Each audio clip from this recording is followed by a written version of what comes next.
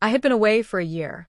Working in Dubai wasn't easy, but every overtime shift, every sleepless night was worth it because I was doing it for us, me and Sarah. My wife, my love, my anchor. We had dreams, plans to buy a house, start a family, travel the world together. That thought kept me going when I was drowning in stress and exhaustion.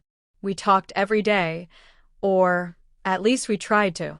Time zones made it tough sometimes, but I never let a week pass without sending a video or voice note. And she would reply, sweet little updates, selfies, promises that she was waiting for me. I believed her. I trusted her. Why wouldn't I?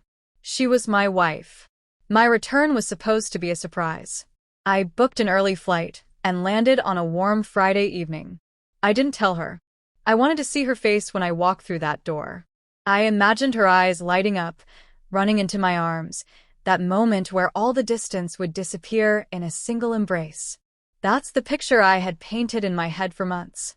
I took a cab straight home. My heart was racing. The kind of rush you feel when you're about to meet someone who means everything to you.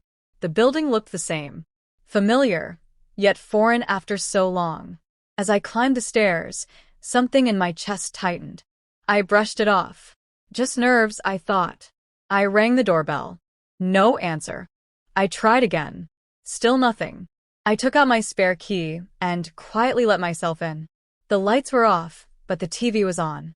There was a glass of wine on the table, half full. Music playing softly in the background. Sarah wasn't in the living room. I called out her name, smiling, expecting her to run out and scream in shock. But no one came.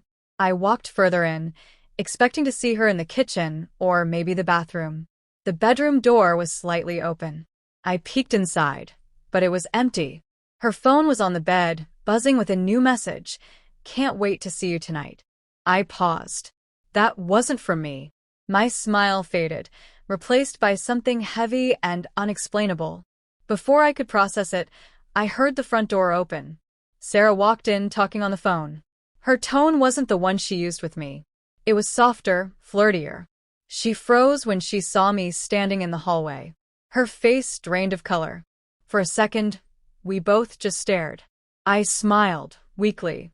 Surprise, I said. But she wasn't smiling. Not even close. And in that split second I knew something wasn't right. Something had changed. Sarah tried to smile, but it didn't reach her eyes. Her voice shook as she asked why I came home without telling her. I shrugged, still holding on to the last piece of hope. Wanted to surprise you, I said. She nodded slowly, still avoiding eye contact. That's when I noticed her shirt. It wasn't hers. A man's shirt. Too big, too loose. My stomach turned, but I didn't say a word. I didn't want to believe what I was starting to feel. The days that followed were strange. She wasn't the same. The woman I left a year ago used to laugh with me, tease me, hug me like she meant it.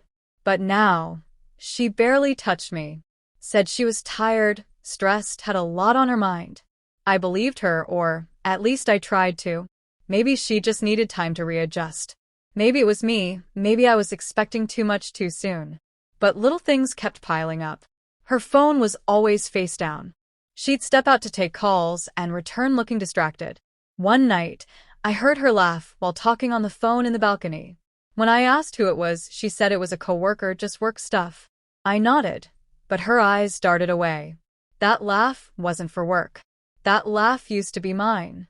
She stopped asking about my time away. Didn't care about the stories, the struggles, the people I met. It felt like I was talking to a stranger, someone who was pretending to care out of obligation. I started sleeping with my back to her, just to avoid the silence between us. It was suffocating. One afternoon, I ran into our neighbor, Mrs. Patel. She smiled warmly, but then said something that hit me hard. Oh, you're back. Haven't seen your wife's friend in a while. He used to visit often while you were gone. Nice guy. I tried to act normal, but my mind was spinning. Friend? Visiting often? She never mentioned anyone. That evening, I asked Sarah directly. Who was visiting while I was gone? She frowned, then quickly brushed it off. Oh, just an old friend from college. He helped me out with some errands. Nothing serious. I didn't push further. I could hear the lie in her voice, but I needed proof.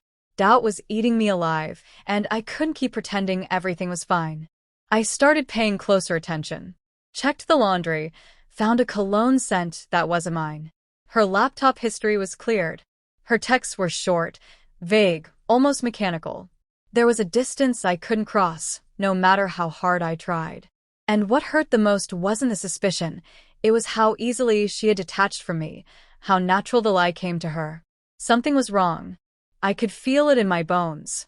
I wasn't just being paranoid. Something dark was hiding behind that soft smile. I couldn't take it anymore. The silence, the lies, the way she looked right through me as if I didn't matter, it was unbearable. I decided to find the truth, no matter how much it hurt. I started small. One night, while she was asleep, I checked her phone. It was locked, but I'd seen her enter the passcode before. My hands were shaking as I unlocked it, not knowing what I'd find but certain something was there. What I saw confirmed every gut feeling I had tried to suppress. Messages between her and a man named Rohan. Not just messages, memories. Flirty texts, private jokes, plans to meet again. Photos I hadn't taken. Words she once said to me, now handed to someone else like they meant nothing. One message stood out. I wish he never came back. Things were easier without him. That sentence broke something inside me. It wasn't just betrayal. It was rejection. She had erased me from her world while I was breaking my back for her. I wanted to scream, to wake her up and demand answers. But I didn't. I sat there in silence, staring at the screen, realizing the woman next to me had been gone long before I returned. I put the phone back and walked to the living room. I didn't sleep that night. My heart was pounding too hard, too loud. The next morning, I acted normal. Made her tea. Pretended everything was fine. I needed time to think. That evening, I told her I was going out to meet a friend. Instead, I followed her. She left the house 30 minutes later, dressed differently, wearing perfume she never wore around me anymore. She took a cab. I followed in another. She met him at a quiet cafe. I watched from a distance as they sat close, laughed, held hands across the table. No shame. No guilt. She kissed him like she forgot I even existed. My wife.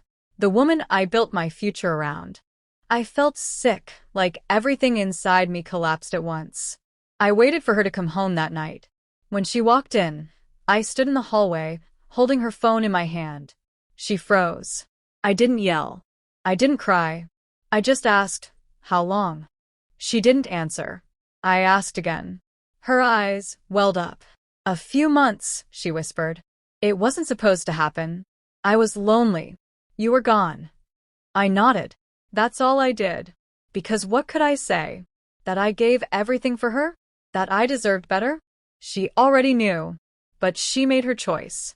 She didn't beg, didn't apologize beyond a shallow "I'm sorry." And in that moment, I realized she didn't regret cheating.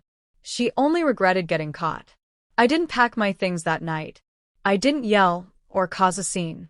I simply walked past her and sat alone in the corner of the room, staring at the floor, letting the weight of everything fall silently around me.